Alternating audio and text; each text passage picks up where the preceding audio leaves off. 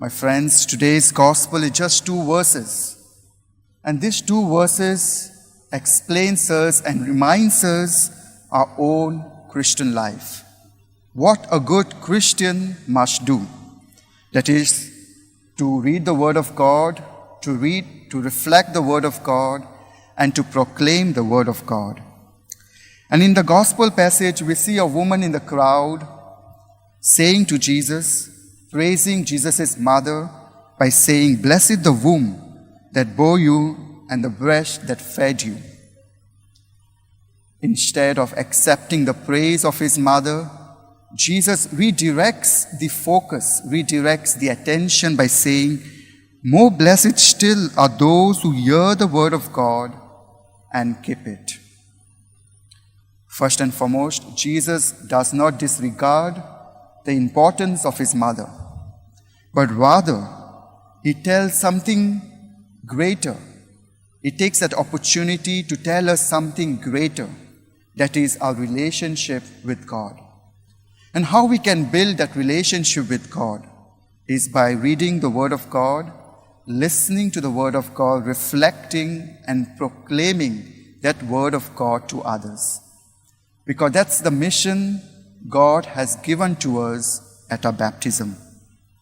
So Jesus thought that this is a perfect opportunity to remind the crowd and to remind us that the greatest form of blessedness is the obedience to the Word of God.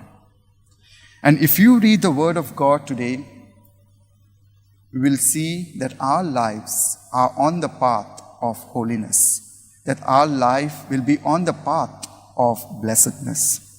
So today's gospel invites us to examine our own selves and ask ourselves whether I'm living out my mission that God has given to me. The mission to read the Word of God, to reflect the Word of God, and to proclaim the Word of God. As St. Paul would say, the Word of God is living and active. The Word of God changes us. The Word of God is a direction to my life. The Word of God comforts me. The Word of God transforms me and brings an order in my life. So my friends, I request you to do this small exercise. Every day pick one gospel and choose one passage from that gospel and read it. Read it and reread it calmly and gently.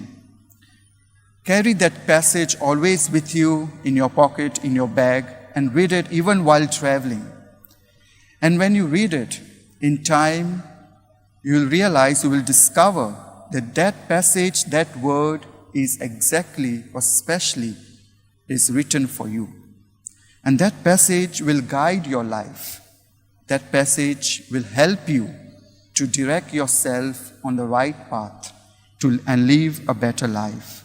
So let us today read the Word of God, reflect the Word of God, and proclaim the Word of God to others. And in doing so, the Word of God will bring newness and joy of God in our life. Amen.